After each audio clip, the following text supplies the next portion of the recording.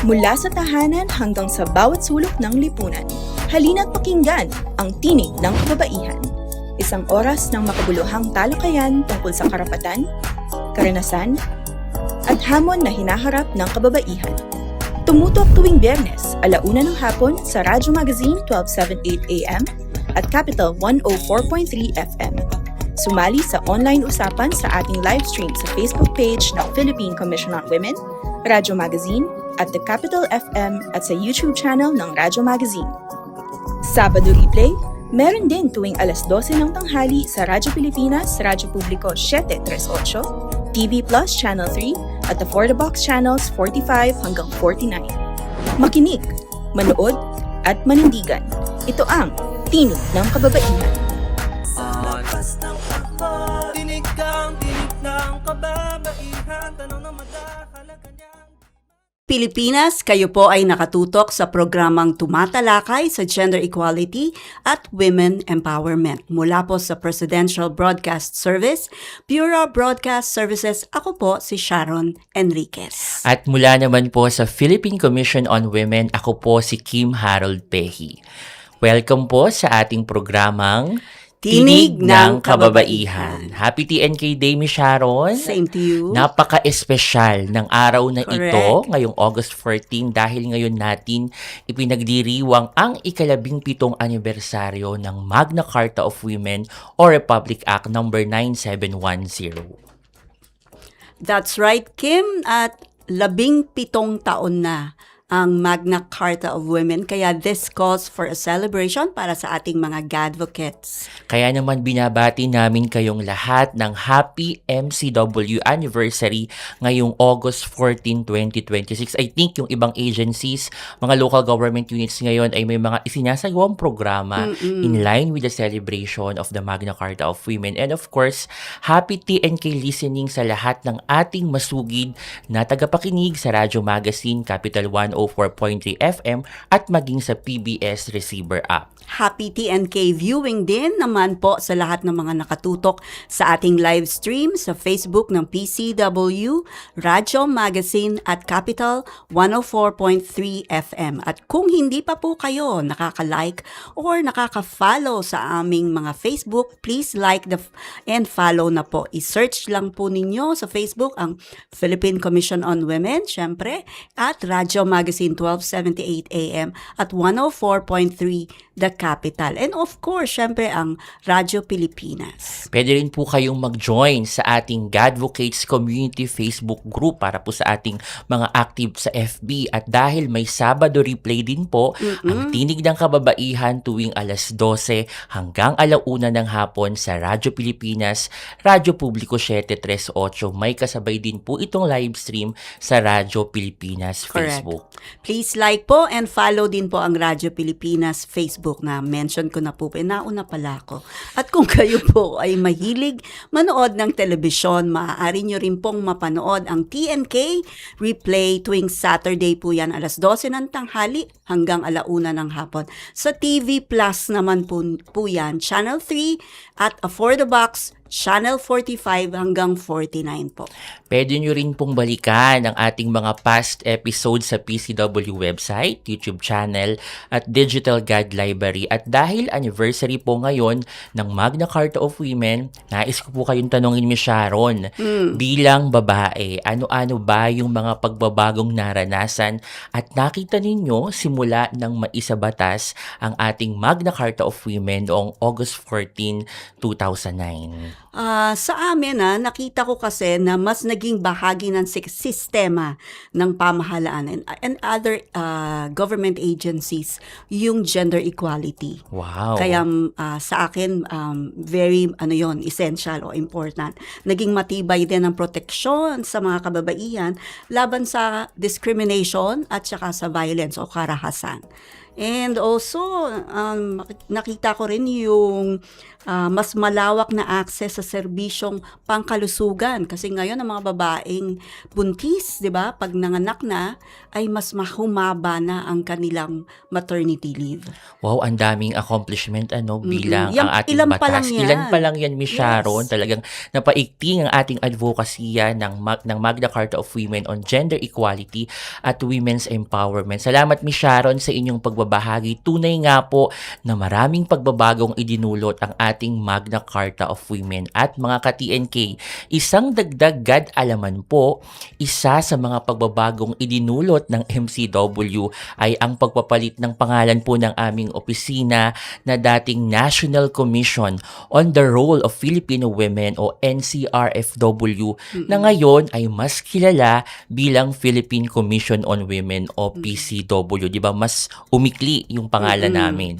Interesting, ano? So, ang PCW pala ay dating NCRFW o National Commission on the Role of Filipino Women. Ganon nga, Miss Sharon, at kasabay ng pagpapalit ng pangalan ng aming komisyon sa ilalim ng Magna Carta of Women, pinalawak din ang mandato ng PCW bilang pangunahing policymaking at coordinating body para sa usapin ng kababaihan at gender equality, gayon din bilang overall monitoring body at oversight sa pagpapatupad ng MCW. May mandato rin ang PCW na subaybayan ang pagpapatupad ng MCW, atasan ang mga ahensya ng pamahalaan na mag-ulat at tumugon sa mga kaugnay na issue at tiyaking may sapat na kaalaman, kasanayan at kakayahan ang mga ito upang epektibong maipatupad ang batas. Maaari rin itong isulong ang mga pagbabago sa mga sistema, proseso at pamamaraan ng mga sangay ng pamahalaan kaugnay ng Gender and Development or yung GAD na tinatawag Correct natin. ka Miss dyan, Sharon. mga ka-TNK, kaya ngayon po ay ipinagdiriwang natin ang ika-17 anibersaryo ng Magna Carta of Women. Mahalaga na rin po na malaman at maunawaan natin kung ano ba ang pananaw ng Philippine Commission on Women. Kaya naman ngayong araw, mga ka-TNK, isang napaka-espesyal na episode ang inihanda namin para sa inyo na pinamagatang Magna Carta of Women at 17, the PCW Perspective. At mga ka-TNK, napaka-espesyal pa ang panauhin natin. Yes! Live na live, Miss Sharon. Oo. Pero Miss Sharon, bago tayo mag-guest Sige. reveal kung sino ang ating guest, Okay. live guest ngayong araw, dumako muna tayo sa ating featured God work for the week. Okay. God work na good work? I-flex na yan! Sa featured God work, hindi lang basta pasado, dapat stand out sa pagbabago. Kung may game-changing na adhikain, deserve ipatrending. At para po sa ating unang featured God work, good news po mula po sa Philippine Commission on Women, Commission on Human Rights at UP CIVFAL Philippines. Nagsagawa ang tatlong institusyon ng Oh My God pagsalubong o pagsulong ng SDG 5 sa ating mga komunidad. Isang 3-day training workshop na dinuluhan ng mga GAD implementer mula sa mga lokal na pamahalaan, barangay, community organizations at iba pang institusyong katuwang sa GAD planning. Layunin ng training na palalimin ang kanilang kaalaman tungkol sa Sustainable Development Goal 5 o SDG 5 on gender equality at palakasin ang kanilang kakayahang gumamit ng gender analysis tools, suriin ang kanilang mga programa para sa gender responsiveness at bumuo ng konkretong aksyon o action plans para sa kanilang mga komunidad. Pinangunahan din po ng PCW Technical Services and Regional Coordination Division ang 2 technical sessions kung saan tinalakay ang paggamit ng gender analysis sa monitoring at evaluation. Gayun din ang mga practical na paraan upang maisama ang SDG 5 sa buong PPA cycle o programs, projects, and activities. Sa kanyang mensahe, binigyang diin ni PCW Chairperson Emelita V. Valdiavilla na mahalagang hindi lamang maging gender responsive, kundi maging God transformative. Sa natitirang 4 na taon bago ang 2030 SDG deadline, nananatiling mahalaga ang sama-samang pagkilos upang makamit ang gender equality. Mula naman sa ating national government, dumako naman tayo sa ating regional office para sa isa pang God work na Good Work. Isang training tungkol sa responsible at gender responsive na paggamit ng Artificial Intelligence o AI ang isinagawa ng Department of Science and Technology o DOST Ilocos Region. Pinangunahan ito ng Regional Science and Technology Promotion Program Center katuwang ang Gender and Development Unit. Kasama sa nasabing training ang mga miyembro ng DOST Ilocos Region Media Corps at God Focal Point System o GFPS mula sa regional at provincial offices.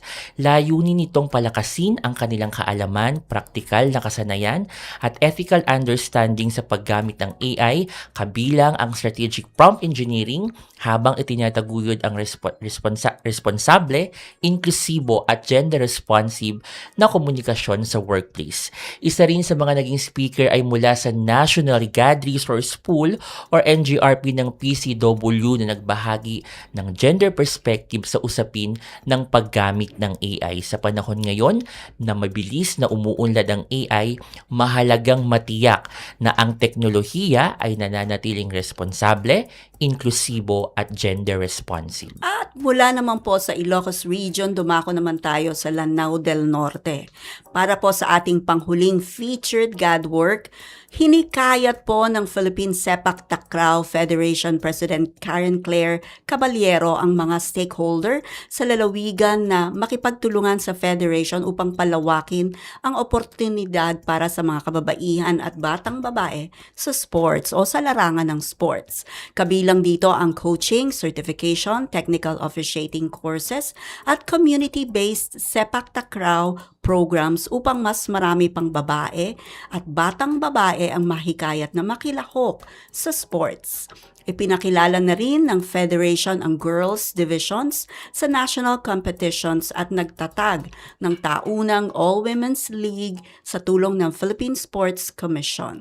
Pinalawak din ang oportunidad para sa mga kababaihan na maging coaches, technical officials at sports leaders. Mahalagang bigyan ng pagkakataon ng mga batang babae na makilahok sa sports dahil hindi lamang ito tungkol sa paglalaro. Dito ay maaari nilang malinang ang kanilang kumpiyansa, disiplina, teamwork at leadership skills. Higit sa lahat, ang pagbibigay ng pantay na oportunidad sa sports ay nagpapakita sa mga batang babae na sila ay may lugar, may kakayahan at may karapatang mamuno. Good job po sa lahat ng ating kapwa Godvocates sa kanilang mga God work na talaga namang good work. At mula sa ating featured God work for the week ay dumako naman tayo sa aking pinaka-favorite, ang hashtag Say sa TNK. Oras na naman para sa hashtag Say sa TNK, kung saan natin pinupulsuhan ang ating mamamayan tungkol sa topic natin kada episode. Para sumali, bisitahin at i-follow ang PCW Facebook account sa @PCW.gov.ph, kung saan ipopost ang ating question of the week. Dito sa TNK, lahat tayo may say, kaya makipagtalakayan na sa amin at sumali sa hashtag Say sa TNK. At dahil ngayon ang anniversary ng Magna Carta of Women, meron tayong papol para sa ating mga ka-TNK. Ang question po is, kung makakapagsalita ang Magna Carta of Women ngayong 17th anniversary nito, ano kaya ang sasabihin nito? Heart or salamat sa patuloy na pagtataguyod at pagmamahal sa karapatan ng kababaihan? Okay naman, malaki na rin ang ipinagbago sa loob ng 17 taon. Care, sana mas mapalakas pa ang pagpapatupad ng mga karapatan ng kababaihan. Haha! Or 17 years na ako pero parang marami pa rin tayong kailangang ayusin. At wow, 17 years na pala.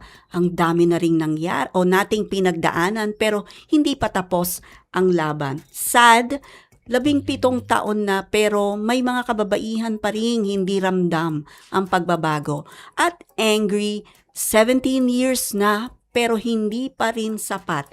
Kailangan pa rin kumilos. Nakapost na po ito sa PCW Facebook page, official Viber channel at sa Gadvocates Community Facebook group kung saan maaari kayong mag-react o mag-share ng inyong insights. Tandaan, dito sa TNK, lahat tayo ay may say. At dahil lahat tayo ay may say, mahalagang malaman at maunawaan natin kung ano ba ang say ng Philippine Commission on Women on Magna Carta of Women. Kaya naman mapalad tayo, Miss Sharon, Yes. at sa lahat ng ating mga tagapakinig dahil binisita tayo mismo ng chairperson, In ng aming person. napakasipag na chairperson ng PCW. Siguro marami sa ating mga ka-TNK ang familiar niya sa kanya dahil siya ay madalas nating naririnig sa ating mga segment at napapanood sa ating mga events sa PCW. Pero for the first time, simula nang tayo ay lumipat sa Radyo Magazine, makakapanayan po natin siya ng live ngayong hapon. Mga Yes. ka-TNK, bibitinin muna namin kayo pero sa ating pagbabalik, makakausap na natin siya. Kaya wag po tayong Another lilipat. bitin naman. Kaya nga po, stay tuned lang dito sa ating Tinig ng Kababaihan. Huwag munang lilipat. May mahalagang impormasyon ka pang dapat masagap sa pagbabalik ng Tinig ng Kababaihan. Sa lakas ng takbo, tinig kang tinig ng kababaihan. Tanong na madahalaga niyang Pagtataguyod sa pampinansyal na katayuan, ekonomiya at kabuhayan. Mga mekanismong pang-institusyon para sa pagsulong ng kababaihan. Sa media ay ang tamang pagsasalarawan. Tumayo, sumigaw, ikalat ang balita. Pantay-pantay lahat, walang pinagkaiba. Nararapat na ipaglaban ng tama. Ang susi ay nasa atin. Tumayo, sumigaw, ikalat ang balita. Pantay-pantay lahat, walang pinagkaiba. Nararapat na ipaglaban ng tama. Ang susi ay nasa atin. Kababaihan, kababaihan.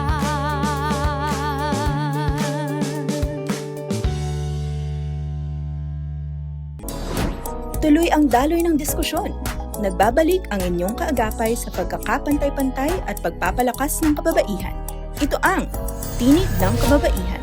Sa lakas ng takbo, tinig kang tinig ng kababaihan. Tanong na madahalaga niyang Ay nakatutok sa Tinig ng Kababaihan at para po sa ating episode na pinamagatang Magna Carta of Women at 17, The PCW Perspective. Kasama po natin, katulad po ng sinabi ni Kim, live na live dito po sa ating studio ang chairperson ng Philippine Commission on Women. Mga ka-TNK, ikinararangal po naming makasama si Chairperson Melita V. Vallavilla o tawagin na lang po natin siya na Chair Ermi. Magandang hapon po, Chair Ermi. Yan. Magandang hapon sa ating lahat, ang mga taga-pakinig, taga-subaybay ng palatuntunan ito na nakakarating sa inyong mga tahanan, sa inyong mga tanggapan tuwing Biyernes po ng hapon. Sana'y nariyan kayo, hindi kayo inuulan at hindi binabagyo, Yes. pero kung meron mang ulan, ulanin pa rin po natin ang ating usapan dito ng mga bagay na pwede nating pasalamatan at meron na tayong PCW na 17 taon na. Maraming salamat, Chair. Uulanin talaga ng mahalagang discussion ang ating hapon. And welcome po sa ating Tinig ng Kababaihan. Ngayong araw po, Chair, ang ika-17 anibersaryo ng ating Magna Carta of Women. Para po sa ating mga tagapakinig, ano po ba ang sinasabi ng Magna Carta of Women? Unang-una po, ang Magna Carta of Women po ay translation ng UN Convention on the Elimination of All Forms of Discrimination Against Women. Nung tayo po ay lumagdaya dyan, nung ating iparatify yan, tayo po ay nagkaroon ng obligasyon na ipatupad ito sa ating bansa dahil this is an international document. So the mechanism for the Philippines to make it implementable is the Magna Carta of Women. Ang Magna Carta of Women po ay hindi ordinaryong batas. Ito po ay parang umbrella law. Ito ang enabling law. Ito ang magsasagawa, this will enable us to do the things that we are mandated to do under the UN Convention on Elimination of Discrimination Against Women. Pero ang pinaka magandang nakita ko dito, inayos po nito ang governance for gender equality and women's empowerment. Dahil nung panahon po, matagal na po kasi ako sa PCW. 27 years old pa lang, nasa PCW na ako and I am now 71.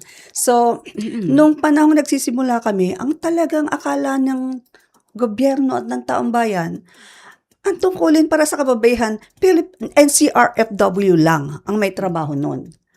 Pero, hindi po, nabago po ang perspektibo nung nagkaroon tayo ng Magna Carta of Women kasi sinabi ng Magna Carta na gender mainstreaming ang strategy ninyo. Ang ibig sabihin, kung ano ang mandato ninyo, kung anong ginagawa ninyo, doon ninyo ipapasok. Ang mga patakaran at mga programa na magpapalayog o magpapa-advance ng kapakanan ng kababaihan. Bigyan ko lang kayo ng example. Sige po. Halimbawa, itong Philippine Coast Guard. Kilala niyo ba ang Philippine Coast Guard? po. Ayan. Mandato niya, siyempre, magbantay ang ating karagatan. Ano? Paano may papasok ang gender equality doon? So, meron silang mga kababaihan din. Pinadami nila ang kababaihan nilang mga empleyado. Pinilit nila na bigyan ng pagkakataon para makaangat sa posisyon. So, meron nga po tayo dong 2-star general na babae na ngayon. Wow. Pagkatapos, ang programa nila, ang ginawa nila, Angels of the Sea. Yung Angels of the Sea ay isang grupo ng kababaihan na nagbabantay po sa ating karagatan. Pag tayo ay medyo tinatransgress ng kapitbahay natin. Alam niyo na. ng China. Oo. Kasi yung mga Chinese na yan, maririnig niyo yan sa mga videos sa Facebook na sinasabi ng mga Coast Guard natin na go back to your island, this belongs to the Philippines. Ang sinasagot nila, go back to Philippines, this belongs to China. No? Pero yung ating Angels of the Sea, pag naririnig ng mga naliligaw sa ating karagatan, ang tinig ng kababaihan, hindi sila sumasagot. Oo. They are not confrontational anymore. So, malaki pong programa yan ng Philippine Coast Guard na nagpapakita hindi lamang sa kanilang departamento, kundi sa iba pa rin pong ahensya, lalo na yung mga officials in uniform, yung mga agencies natin, na may papel ang kababaihan sa lahat ng bahagi ng kanilang mandato.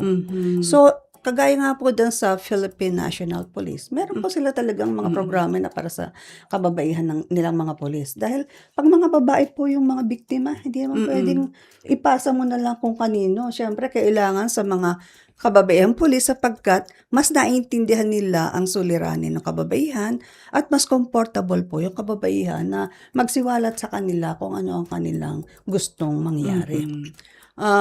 Sa Department of Education, medyo lumayo-layo po tayo. Ano ba ang mandato ng Department of Education? Magmulat Educate. ng kaalaman. Oo. Yes. Turuan ang ating mga kabataan. So, ang kanila pong ginagawa, yung kanilang mga instructional materials, yung mga libro nila, yung kanilang mga lessons, ginagawa po nilang gender sensitive. So, yung mga norms and traditions na nag-disadvantage sa kababaihan, inaalis po nila yon sa kanilang Yung mga instructional. stereotypes. Opo, yung mga ganon. Marami po Hindi kayo mauubusan. Kahit sa anong bahagi ng inyong mandato, marami kayong makikita ang pwedeng gawin sa kababaihan. Department of Labor and Employment. Di po ba? Tayo po, sumusunod po tayo sa mga convention ng International Labor Organization. So, yung Convention 190, bawal ang sexual harassment, bawal ang discrimination. So, yun po, inakaw po yung trabaho ng Department of Labor and Employment para sila ang mag-monitor. sila ang magpatupad. Mm-mm. Para sa ipasok sa kanilang inspectorate program na baka wala kayong code dyan. Bawal yan, no? So, dapat magkaroon. Napakaganda ng mga binahagi ni Chair. Parang napaigting pa talaga ng Magna Carta of Women yung gender mainstreaming across government organizations. Dagdagan ko lang yun sa governance. Kasi nga, di ba, NCRFW to PCW. Pero dahil nagkaroon ng Magna Carta of Women, hindi na tayo nag-iisa.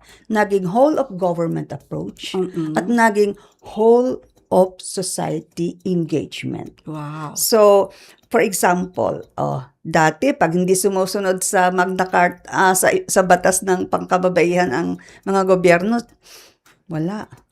Sitting pretty lang sila. Ngayon hindi pwede. Mm-mm. Kasi ang Commission on Human Rights po, under the Magna Carta, sila po yung ombuds na pwedeng pagsumbungan. So, pag may mga government agencies na hindi nagpapatupad, for example, ng God budget policy, susulatan po sila ng Commission on Human Rights. Isa lang po yun. Pagkatapos, dahil po sa Magna Carta of Women, nagkaroon po ng siguradong pondo.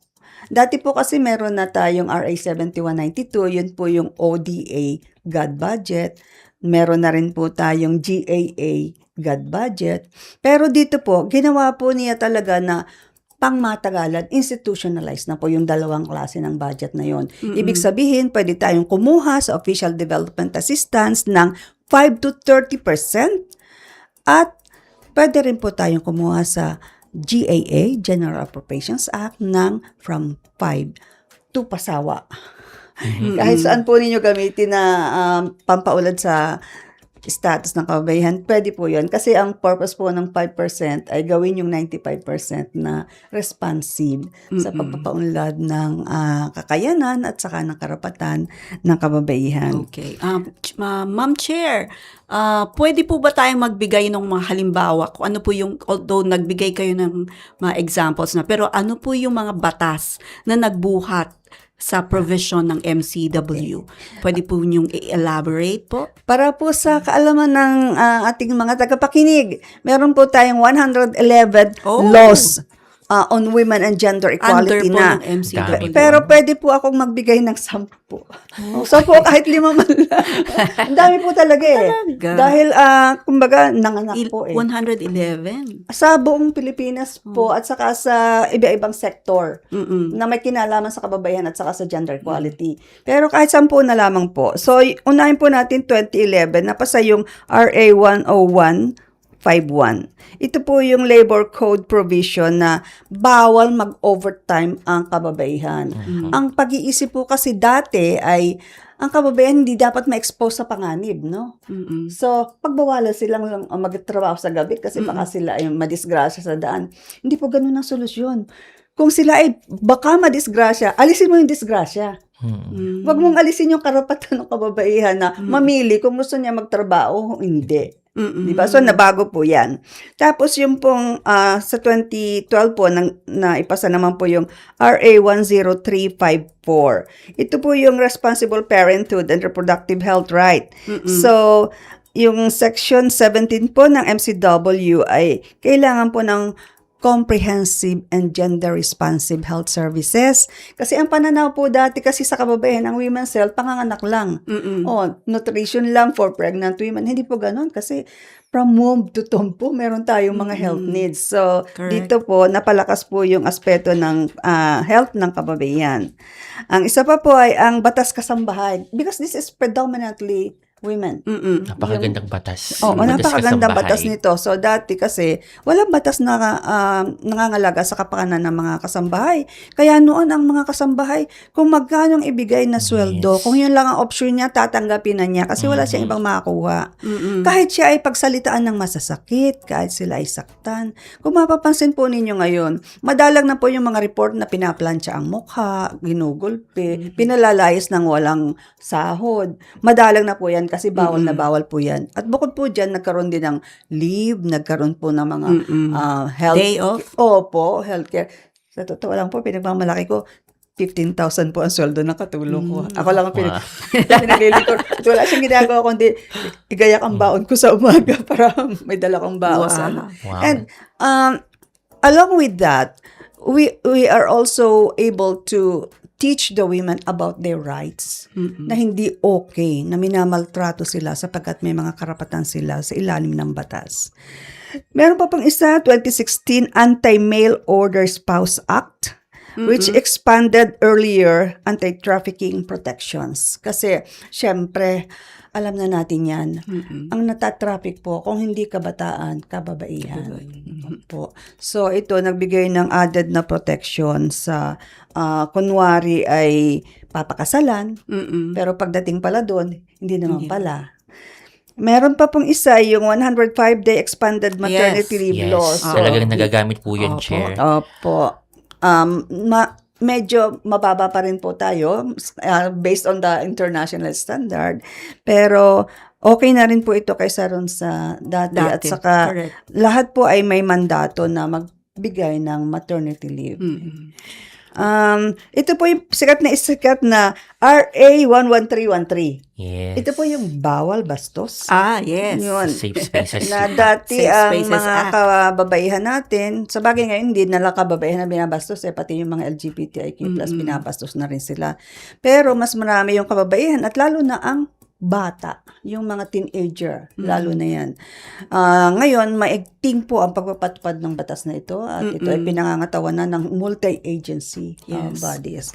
At ang maganda po dito, meron na po tayong counseling para doon sa mga bastos. Talaga? Kasi po, kung huhulihin nyo na, ikukulong nyo, paglabas nun, gano'n na naman ang gagawin nun. So, may counseling po tayo at ang PCW po ay nagde-develop ng modules para doon at ang DSWD naman po ay meron din po silang ginagawang counseling. At nabalitaan ko po na yung isa pong nagpatunay na sinabing, marami akong naunawaan tungkol sa sarili ko nung sumali ako sa counseling. At ito po from Mindanao to Luzon. Mga lalaki po yan. At ang trainers po nila ay karamihan din ay lalaki. Mabuti po yun eh. Oo. In fact, isa po ito sa kinakatuwa ko. Kasi dati ang suliranin ng kababaihan ay para sa kababaihan lang. Hindi po totoo. Ngayon po, may mga lalaki na rin na tumatayo at kinikilala nila na dapat magbago ang lipunan. Ang kalalakihan po natin, biktima rin yan eh, ng kultura. Correct. So, naminana natin sa mga Kastila. So, dapat nating baguhin yan para maging tunay na Pilipino tayo. Dahil bago dumating ang mga Kastila, we were already living the culture of gender equality and women's empowerment. Malaki na nga po yung pagbabago ng mindset ng mga Yan. kalalakihan. Hindi na po ako nakakarinig ng pagsipol Ayan. sa daan. Gawain ng ating RA 11313. Opo, bawal na Bawal po bastos yan. law. Yung pong mga kababaihan natin na hindi nyo pa alam na mayroong ganitong batas, ang sabihin nyo lang po pag binabastos kayo, it's a crime. This is against the law. Pwede kang makulong dahil dito. Tumigil ka na. Yan. Salamat po, Chair. I think ang daming batas na ipinanganak pa ng ating Magna Carta of Women. Maraming salamat, Chair, sa inyong mga ibinahagi sa amin. Mga ka-TNK, pansamantala po muna naming puputulin ang aming usapan. Manatiling nakatutok dito sa ating programang Tinig ng Kababaihan. Huwag munang lilipat. May mahalagang impormasyon ka pang dapat masagap sa pagbabalik ng Tinig ng Kababaihan. Lakas ng takbo, tinig kang tinig ng kababaihan. Tanong na madahalaga niyang Game, 1, 2, and... Paatuhon, balikat ulo, itapwetan, may wangat sus. Huwag mong titigan ang hindi sa'yo at maging disenteng tao. Pare, ang catcalling ay isang uri ng sexual harassment.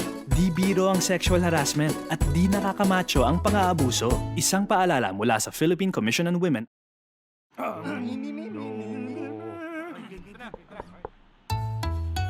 Ang sumitsit ay pangmangmang, ang sumipol ay panghunghang. Ang babae sa lansangan, huwag hiritan kundi igalang. Pare, ang catcalling ay isang uri ng sexual harassment. Di biro ang sexual harassment at di nakakamacho ang pang-aabuso. Huwag hiritan kundi igalang. Isang paalala mula sa Philippine Commission on Women.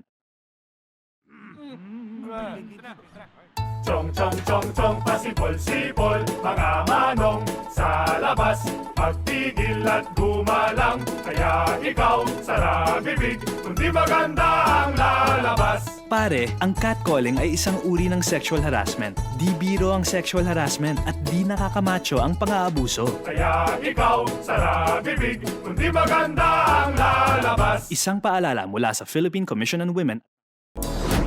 Tuloy ang daloy ng diskusyon. Nagbabalik ang inyong kaagapay sa pagkakapantay-pantay at pagpapalakas ng kababaihan. Ito ang Tinig ng Kababaihan. Lakas ng pagpag, tinig kang tinig ng kababaihan. Tanong na madahalaga niyan. Welcome back po. Nagbabalik po ang Tinig ng Kababaihan para po sa pagpapatuloy ng ating episode na Magna Carta of Women at 17, the PCW Perspective. Kasama pa rin po natin ngayon, live na live dito po sa ating studio, si PCW Chairperson Emilita V. Valdiavilla o Chair Ermi. At Kim. Yes, Miss Sharon. Chair, ang dami nyo nang naibahagi kanina Yes. sa ating unang part. Bilang pagpapatuloy po ng ating usapan, Chair, ano-ano naman po yung mga mekanismo na nakapaloob sa ating Magna Carta of Women at ang mga programa pang pinalakas ng ating batas? Actually, marami rin po dahil alam kong limitadong oras natin. So I would like to begin with the most exciting. Yes, Chair. Siyempre, nothing could be more exciting than the God budget. Sa totoo lang po, isa tayo sa pinakauna. At pag sinabi pong God budgeting, Pilipinas po yan. In fact, sa ASEAN po, tayo po ang nangunguna dyan at gumagawa nga po tayo ng compendium ng mga practices on God budget in other countries. Para po yung buong ASEAN matuto din, hindi yung Pilipinas lamang. At noon pong nakaraang November ba? Last year po siya, Opo, November. last year, nagkaroon po kami ng training dito sa Pilipinas sa ASEAN. Sa ASEAN. Para po sa God budgeting. Pero ang gusto ko pong sabihin dito, ang God budget po ay hindi budget ng PCW. Ito po ay mekanismo para siguruhin ang bawat ahensya ay may budget na pwedeng gastusin sa kababaihan. Kasi ang sagot po sa amin lagi dati, wala ito sa mandate namin, wala kaming pera para dito. Hindi na po valid ang sagot na yan dahil meron po kayo. Ngayon, yung pong 5% God budget, kung gusto nyong itanong, lumalaki po ba yan? Pag lumalaki po ang budget ng gobyerno, lumalaki po yung 5% niya. So parang mga 5 times na pong lumaki simula nung magsimula tayo ng God budget eh. At meron akong ditong ilang figures about that. So, noong 2009, 1.4 to 1.5 trillion lang po ang national budget eh. So, namaliit po yun. Pero ngayong 2026 ay 6.79 trillion na po. Mga 7.4 increase from 2025. So, lumalaki po ang God budget. Pero, hindi po yun ang pinag-uusapan dito. Pinag-uusapan, ano ang ginawa mo sa God budget mo. So, ito pong mga ahensya na ito, hindi pwedeng magkaroon ng God budget kung hindi sila magkakaroon ng isang solidong plano. Paano nyo gagastusin ito? So, yun po, nire-review namin. Trabaho namin yan na bawat isang ahensya na nag-submit, i-review po namin hanggang sa maubos na ang comment namin sa kanilang proposal at ma-i-endorse na namin. Actually, stress po ang government agencies pagka Yes. hindi namin sila in-endorse. Opo, katulad namin. Para nakaka-relate po si Miss Sharon, ang presidential broadcast. Kasi hindi po yan pwedeng daanin sa meeting with the chair. Ilang beses na pong may nag-attempt, nakakausapin namin si chair para hindi po pwede. Kailangan maging compliant po kayo kasi pananagutan po natin yan. Pera yan ng Correct. taong bayan. So pagkatapos nilang mag-submit at na-endorse namin, kailangan po nila ng implementation.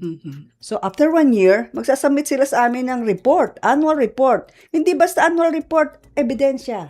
Kailangan may resibo na talagang nangyari ito at may resulta. So, ngayon po, simula last year, September 25, nagsimula kami magbigay ng award on Best in God Budgeting.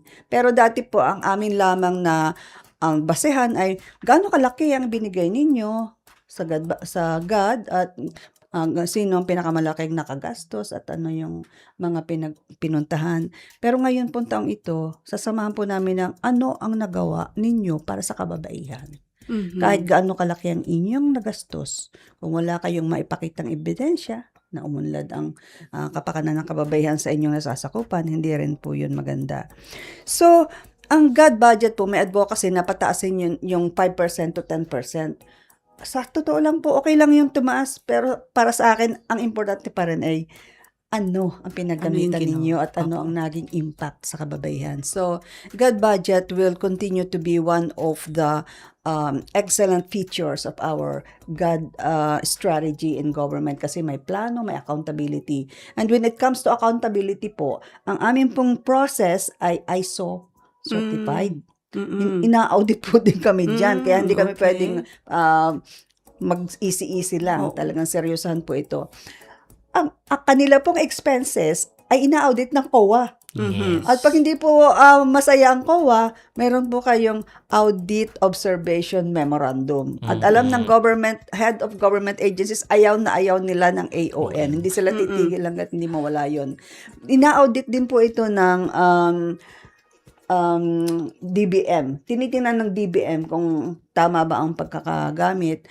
Tinitingnan din po ito ng DepDep Lalo na yung mga ODA, sila po kasi ang nagmo-monitor nun. At kami nga po ay nagre-report po kami sa Commission on Human Rights kung mayroong mga hindi sumusunod dahil pag hindi po sumunod ang head of agency, pwede po siyang sampahan ng administrative case. Opo. Opo. Kahapon po, Chair Ermi, ay pinangunahan ng PCW ang kauna-unahang CODI Summit na nakatuon sa paglikha ng mas ligtas, mas marespeto at mas gender-responsive na workplaces para sa lahat. Ano po yung kaugnayan ng pagpapalakas ng Committee on Decorum and Investigation o yun nga po yung CODI sa mas malawak na layunin ng Magna Carta of Women? Okay. Dignidad po yan. It boils down to dignity. Dignidad ng kababaihan na nagtatrabaho sa pamahalaan at saka sa pribadong sektor. Dignidad din po ng mga kababaihan na lumalabas ng bahay. Kasi di po ba noong unang panahon ang kababayan sa bahay lang, pag lumabas kayo, may dahilan para ma-sexual harassment. Well, hindi po ganun yun dapat. At isa pa po sa bottom line dito, ano ba naman itong gobyerno na ito? Di ba kung merong ligtas na opisina, dapat gobyerno. Dapat walang mga predators Opo. sa pamahalaan. So, nung pong nung adapt po ang RA 7877 which is the Anti-Sexual Harassment Law, naglagay po ng provision na lahat ng ahensya ay dapat mayroong CODI. Committee on Investigation and Decorum. CODI, Committee on Decorum and Investigation. So, mayroon po yung pamantayan kung sino ang uupo doon, anong mga trabaho nila, paano pipiliin yung mga. Pero, since 31 ago, hindi po sila nag-uusap-usap. And this is a difficult fight. Kung ikaw ay CODI, ang nilalabanan mo ay head ng agency mo, kung nag-iisa ka, panghihinaan ka ng loob.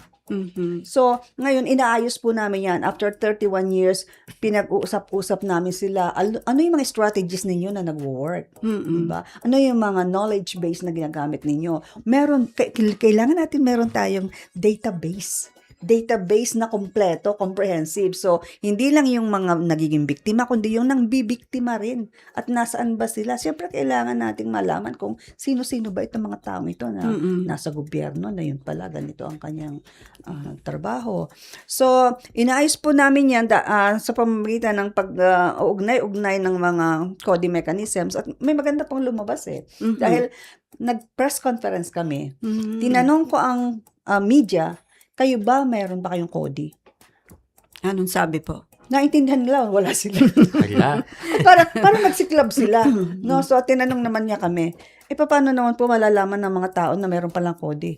Hindi namin nila alam So, sabi ko, kaya nga po kayo nandito kayo ang dapat na magpaliwanag sa madla na mayroon ganitong mechanism. Paano naman po kung paglapit sa isang agency, wala naman pala doong CODI? O hindi naman pala sila bagay doon dahil sila pala ay bagay pala sa DOLE dahil nandoon yung para sa private sector. Magkakaiba po kasi pag sa agency at sa private sector. So, napagkasundoan namin chairperson, Palpalatok na CHR na pag-isipan namin yung pagbuo ng lahat ng CODI sa Pilipinas bilang isang network. na pag lumapit, for example, sa DSWD ang taga DENR, hindi tatanggihan ng DSWD or DOST. Tatanggapin niya yun, casework niya, yung profile, iiwanan sa kanya at siya na ang magtatransmit dun sa opisina ng kliyente. Para hindi siya mahirapan na lapit at naghahanap ng hanap. So, in effect, kung sino yung unang nilapitan, dapat yun na mag-facilitate para makarating yung kaso doon sa ahensya na. At dapat tulungan, hindi kanya-kanya. Kahit ba halimbawa nating DNR yan, ano magagawa ng DSWD? Para matulungan at mapabilis. Kasi pag nag-ingay ang kababaihan, hindi lamang mapapabilis ang kaso, kundi matatakot na rin yung iba na mag-umpisa ng karahasan laban sa kababaihan. Kasi may nagbabantay po eh. Tama po. Maganda po. Ang daming nagawa kahapon ng ating one-day Cody Summit, Chair. Chair, maraming salamat po sa inyong mga ibinahagi. Ngayon naman, Chair Ermi, balikan po muna natin ang say ng ating mga ka-TNK sa ating poll and question of the week.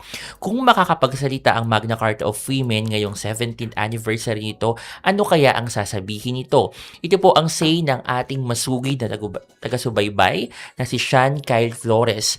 Ang MCW ay nagsisilbing boses ng bawat kababaihan upang itaguyod ang kanilang mga karapatan at proteksyon anuman ang sektor ng lipunan na kanilang kinabibilangan. Sa mga darating na taon, mas mapapalakas natin ito kung tayong lahat ay magtutulungan at magkakaisa kasama ang pamahalaan at pribadong sektor para sa mas magandang kinabukasan. Say naman ni Marga Nuke, napakalaking milestone ng enactment ng Magna Carta of Women at sana mas mapalakas ang pagpapatupad ng karapatan, ng mga karapatan ng kababaihan tulad ng RA 9262 o ang Anti-VOW-C Act of 2004 na magte-22 years old this year. Malayo na ang narating natin sa pag-identify ng response systems para sa VOW at VOW-C at marami pa tayong pwedeng gawin at i-improve para lubos na masuportahan at maprotektahan ang kababaihang Pilipino. With that being said, I am immensely grateful sa mga Pilipina, women champions at advocates na ipinaglalaban at ipasatupad ang MCW kasi kung hindi dahil sa kanila, hindi tayo magkakaroon ng batas na sinusuporta at tinataguyod ang karapatan ng bawat Pilipino. Thank you, Marga. Ito naman ang say ni Queenie Simeon. Kung makakapagsalita ang MCW ngayong ika-17th anniversary nito, it would express its gratitude to the people who continue to advance the rights, dignity, and status of Filipinas across all fields and sectors. 17 years have passed and progress is more visible than ever, from empowered, enabled, and uplifted women to those who continue to seek opportunities, challenge limitations, and break barriers. It would laud the institutional and organizational efforts to integrate women's well-being into their mandates and ensure that gender equality remains a shared responsibility. The MCW would call on all institutions, agencies, and organizations not to let the protection and advancement of women remain merely written in text but to make them visible in policies, programs, services, workplaces, communities, and everyday realities. Dagdag pa niya, the journey has been long, but the fight is far from over. As long as many Filipinas continue to face barriers shaped by discrimination, violence, poverty, unequal opportunities, and deeply rooted gender norms, there is still a long way to go. The MCW would urge everyone to continue upholding and supporting initiatives that advance the status of women until every Filipina and every girl can live with dignity, equality, security, opportunity, and freedom.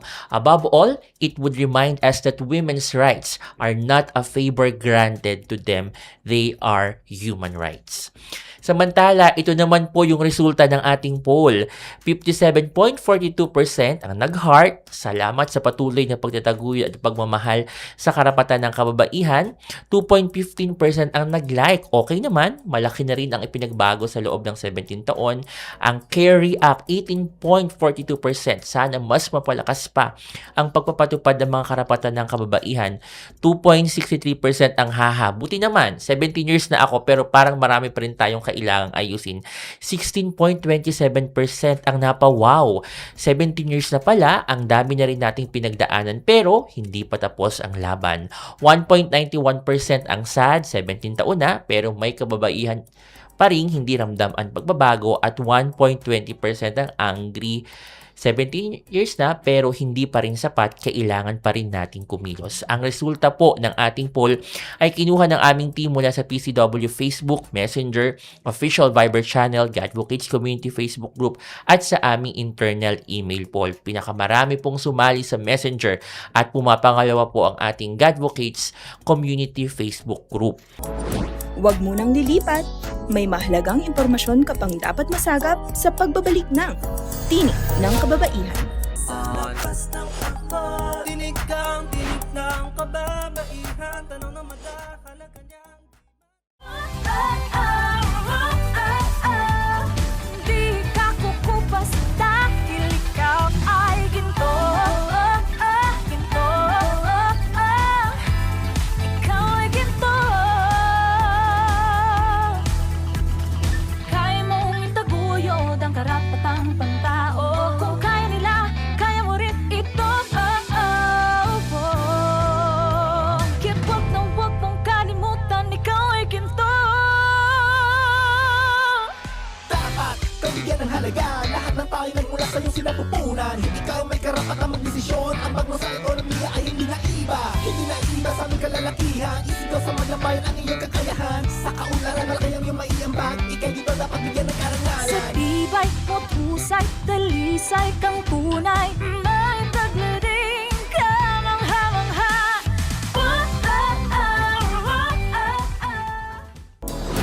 Tuloy ang daloy ng diskusyon. Nagbabalik ang inyong kaagapay sa pagkakapantay-pantay at pagpapalakas ng kababaihan. Ito ang Tinig ng Kababaihan. Lakas ng takbo, tinig kang tinig ng kababaihan. Tanong na madahalaga niyang Konting oras na lang tayo pero ang dami pa natin dapat mapag-usapan. Ano po ang masasabi niyo, Chair, sa ating mga ka-TNK at ano po ang nais niyong sabihin ngayong 17 years na ang ating Magna Carta of Women? Mga ka-TNK, padamihin po natin ang mga followers at listeners ng programang ito sapagkat marami kayong matututunan dito. At kung ako naman po ang Magna Carta, magpapasalamat po ako kagaya ng sinasabi ninyo dahil marami na ring mangyayari at nangyari na. At wag po tayong tumigil sapagkat pag tumigil tayo, lalo tayong talo. So tuloy-tuloy lang po ito. Nagbabago po ang context ng MCW. Yung mga problemang meron ngayon, wala noong ginagawa pa yan, 17 taon ang nakaraan. Halimbawa po yung care economy, yung multiple roles and burdens of women, domestic, mga housework po na walang bayad. Nandiyan na rin po ngayon yung technologically facilitated gender-based violence. At syempre po, malakas po ang advocacy ng ating mga LGBTQIA+. Yan po mga yan, hindi pa pinag-uusapan noon. Pero ito po ay hinaharap na rin ng Philippine Commission on Women. Hindi po natin kailangang ipa-amend ang Magna Carta of Women, pero kailangan po nating tuloy-tuloy na ipaglaban yung mga lumilitaw na issue, mga batas para sa katugunan sa mga lumilitaw na issue na wala pa noong ma-adapt ang Magna Carta of Women. Basta let's keep in touch with each other. Wag po tayo susuko, wag po tayo mag-focus sa negativities. Tama kayo. Mag-focus po tayo sa kung ano ang pwede nating makamit at pagtulong-tulungan. Salamat po. Muli, maraming salamat po kay PCW Chairperson Emelita V. Valdiavilla sa pagpapaunlak sa aming imbitasyon at pagpisita mismo dito po sa ating studio. Although ang dami pang sasabihin sana ni Chair Dapat may Ermi. part 2 pala, Oo Miss nga, Sharon. Part 2. So parang talagang marami siyang ihinanda pero sobra yun nga, kulang tayo sa oras. Pero mula po sa PBS at sa Radyo Magazine, kami po ay nagagalak na nakasama namin kayo ngayong araw, Chair Ermi. At sa puto pong ito, mga ka-TNK, nais nating pasalamatan din po ang Presidential Broadcast Service, Bureau of Broadcast Services, ang Radyo Pilipinas sa pamumuno po ni Officer in Charge, Sir Alan Alianige, at ang lahat ng mga production personnel na nakatuwang po natin ngayong araw sa broadcast ngayon. ngayon. Salamat din po sa mga nakasama natin mula sa Philippine Commission on Women na pinamumunuan ng aming napakasipag na chairperson, Ermelita V. Valdayavilla, at sa social marketing section ng PCW na bumubuo sa TNK production team. Tandaan, sa 17 taon ng Magna Carta of Women, marami na tayong narating pero marami pa rin tayong kailangang gawin. At bilang mga Pilipino, mahalaga ang ating papel upang matiyak na ang mga karapatan ng kababaihan ay hindi lamang nananatili sa mga pahina ng ating batas, kundi nagiging tunay na bahagi ng buhay ng bawat babae sa ating bansa. Mga ka-TNK, ako po si Sharon Enriquez. At mula naman sa pananaw ng PCW, ang pagpapatupad ng Magna Carta of Women ay hindi lamang responsibilidad ng isang ahensya. Ito ay sama-samang tungkulin ng pamahalaan, pribadong sektor, civil society, bawat komunidad at lahat ng mamamayan, anuman ang kasarian. Dahil ang gender equality ay hindi lamang layunin, ito ay isang pananagutang dapat nating isabuhay, isulong at panindigan gaya ng ginawa ng ating mga mahal na babaylan. Mga ka-TNK, sa ngalan po ni Miss Honey Castro, ako po si Kim Harold Pehi. Manatiling nakatutok sa ating himpilan hanggang sa susunod na episode ng ating programang Tinig ng Kababaihan. Tinig ng kababaihan, tanong na madahalaga niyang di mata.